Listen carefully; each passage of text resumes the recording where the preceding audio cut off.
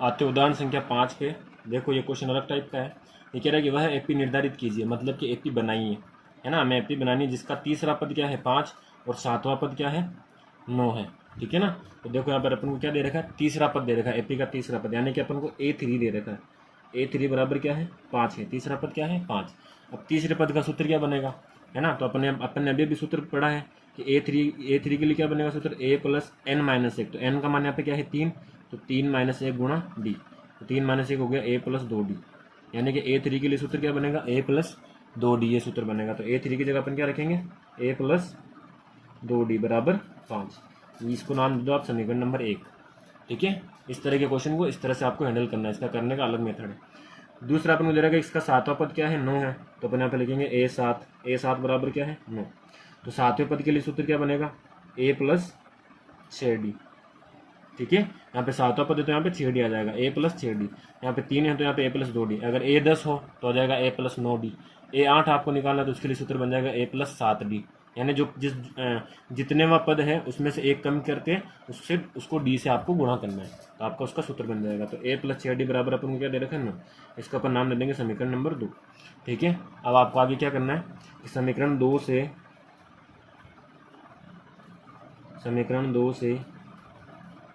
समीकरण 1 को घटाने पर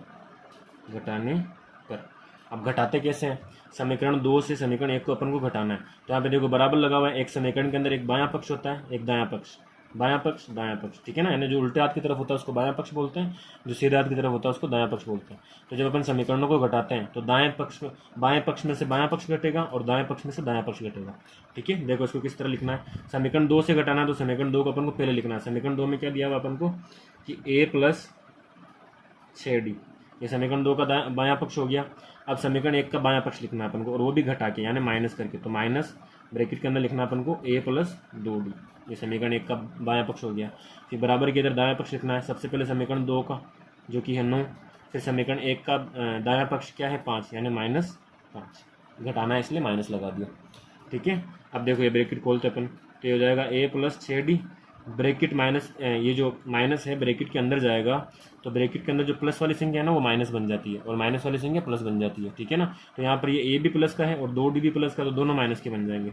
तो माइनस A माइनस 2D बराबर में क्या बचा अपने पास 9 माइनस 5 कितना होता है 4, ठीक है। अब देखो आप यहाँ पे क्या लिखा हुआ है, ये जो A है ये प्लस का है, ये जो A है ये माइनस का है, तो ये असमान चिन्ह तो घट जाएंगे, यानी A में से 1 गया तो 0, यानी कि ये दोनों क्या हो गए कट गए यहाँ पे, है ना। सेम संख्या हो और असमान चिन्ह तो वो कट जाती है। यहाँ पे क्या बचा अपने पास 6D और 2D, ये 6D प्लस का है, ये 2D माइनस का है, असमान चिन्ह तो ये भी घट जाएंगे। तो 6D में से 2D गए तो कितना बचेगा अपने पास 4D बचेगा, ठीक है। और इन दोनों में बड़ी संख्या प्लस की है तो ये 4D किसका रहेगा प्लस का रहेगा, बराबर में अपने पास क्या है 4। अब ये 4D से गुणा हो रहा है, ठीक है, तो ये उधर जाएगा तो भाग में चला जाएगा, तो D बराबर 4/4, तो 4/4 क्या होता है 1 होता है, तो D बराबर क्या आ गया 1, यानी 4 में 4 का भाग लगाना है, 4 के पहाड़ में 4 एक बार आता है, तो D का मान क्या आ गया अपने पास 1 आ गया। इस D के मान को आपको या तो समीकरण 1 में रखना है या तो समीकरण 2 में रखना है ना, वहाँ रखने पर आपके पास A का मान आ जाएगा, ठीक है। तो अपन यहाँ पे लिखेंगे D का मान समीकरण 1 में रखने पर, समीकरण 1 क्या है अपने पास, समीकरण 1 अपने पास है A प्लस 2D बराबर 5, ये समीकरण 1 है। यहाँ पे D का मान रखेंगे अपन तो हो जाएगा A प्लस 2, D का मान आया 1 बराबर 5, 2 को 1 से गुणा करना है तो हो जाएगा A प्लस 2 को 1 से गुणा किया तो 2 बनेगा बराबर 5। ये 2 प्लस का है, उसको उस तरफ भेजेंगे तो माइनस में चला जाएगा, तो ये हो जाएगा A बराबर 5, तो इधर पहले से उसको तो लिखना ही है, ये 2 इधर आएगा तो माइनस हो जाएगा, तो -2, ठीक है। तो A बराबर अपने पास क्या आ गया 5 - 2 क्या हो गया 3, A का मान आ गया, ठीक है। तो अब अपन ने यहाँ पे D और A का मान निकाला। इस बात को आपको याद रखना है कि कोई भी AP बनाते समय या AP बनाने के लिए आपको एक तो उसका प्रथम पद चाहिए और एक सारवंतर चाहिए। ये दोनों चीज़ें अगर आपके पास है तो आप कोई भी AP बना सकते हो। आपको एक तो प्रथम पद यानी A का मान चाहिए और एक सारवंतर यानी D का मान चाहिए। अगर ये दोनों मिल गए तो अपन कोई भी AP बना सकते हैं, ठीक है ना। ये दो ही इंपॉर्टेंट चीज़ें हैं किसी भी AP को बनाने के लिए। तब अपन को AP निर्धारित करनी है, ठीक है ना। तो AP निर्धारित करेंगे तो AP क्या बनेगी, AP सबसे पहले प्रथम पद लिखते हैं, प्रथम पद हो गया 3, फिर दूसरा पद अपन को लिखना है। तो दूसरा पद कैसे लिखते हैं कि प्रथम पद में सारवंतर जोड़ दो। तो पहला पद है 3, इसमें सार्वंतर यानी कि 1 जोड़ना है अपन को, तो 3 1 क्या हो जाएंगे 4। फिर तीसरा पद लिखना है, तो तीसरा पद कैसे लिखेंगे कि दूसरे पद में सार्वंतर जोड़ दो। दूसरा पद अपने पास 4 है, उसमें सार्वंतर 1 जोड़ दो तो कितना हो जाएगा 5। फिर चौथा पद अपन को लिखना है, तो चौथा पद लिखना है तो तीसरे पद में सार्वंतर जोड़ दो, तो 5 में 1 जोड़ देंगे तो 6, ठीक है ना। फिर ऐसे 7, सार्वंतर 1 इसलिए 1 1 जुड़ता रहेगा। इस तरह से ये एपी चलती जाएगी, ठीक है ना। तो हमारे पास जो एपी आई है वो क्या है 3 4 5 6, इस तरह से एपी चलती जाएगी। तो हमने ये एपी निर्धारित कर दी, ठीक है। उम्मीद है आपको ये उदाहरण समझ में आया हो।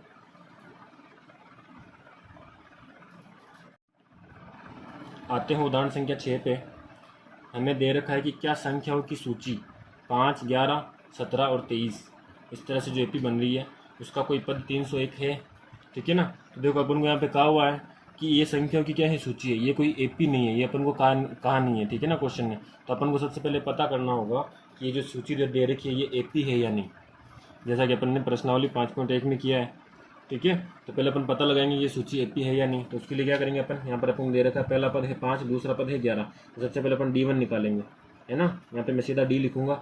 D का जो सूत्र होता है A2 - A1, ये आपका बराबर आना चाहिए A3 - A2 के, ये बराबर आना चाहिए A4 - A3 के।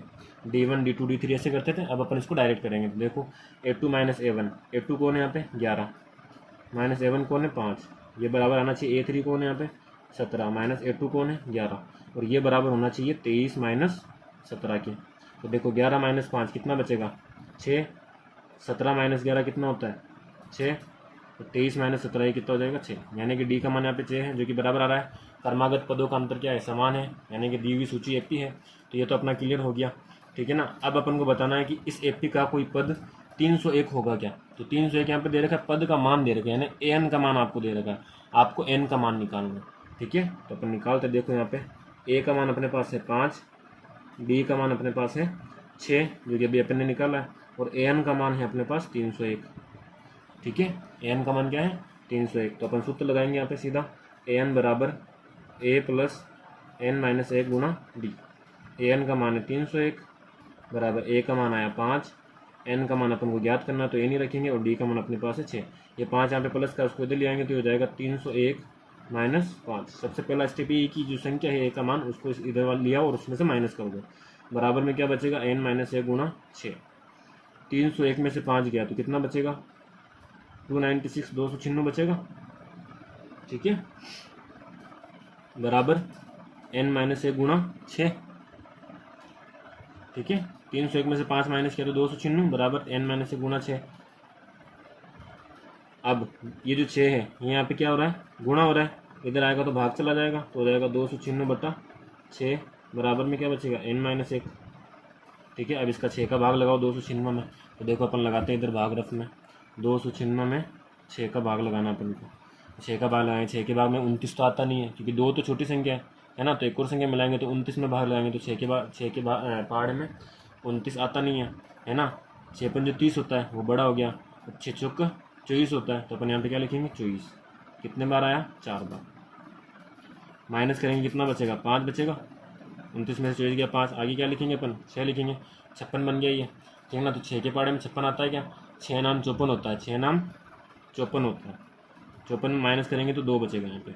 फिर अगर अपन यहाँ पे 0 लगाएंगे तो यहाँ पे पॉइंट आ जाएगी, यानी यहाँ पे पॉइंट वाली संख्या आ गई, भिन्न वाली संख्या आ गई, ठीक है ना। यानी कि 6 का भाग जो है वो 296 में पूरा नहीं लग रहा, 49 पॉइंट कुछ आएगा यहाँ पे, ठीक है ना। फिर उसमें अपन एक प्लस भी करेंगे तो भी पॉइंट वाली संख्या आएगी, ठीक है ना। तो यहाँ पे एन का मान जो है वो धनात्मक पूर्णांक संख्या नहीं आ रहा है, पूर्ण संख्या नहीं आ रही है, पॉइंट वाली संख्या आ रही है ना। और एपी के अंदर ये जो एपी अपन को दे रखी थी, ठीक है, चौथा क्वेश्चन था, ये जो एपी अपन को दे रखी थी इसमें सारे पद देखो पूर्णांक संख्या है, कोई भी पॉइंट वाली संख्या नहीं है, यानी कि इसके आगे वाले पद भी क्या आएंगे पूर्णांक संख्या आएगी, पॉइंट वाली संख्या नहीं आनी चाहिए। लेकिन यहाँ पर अपने पास एन का मान क्या आ रहा है पॉइंट वाली संख्या आ रहा है, और पद जो है पहला पद दूसरा पद तीसरा पद ऐसा होता है, कभी भी ऐसा नहीं होता कि आधावा पद या फिर 1.5वां पद या 2.5वां पद, है ना, ऐसा तो कभी नहीं होता।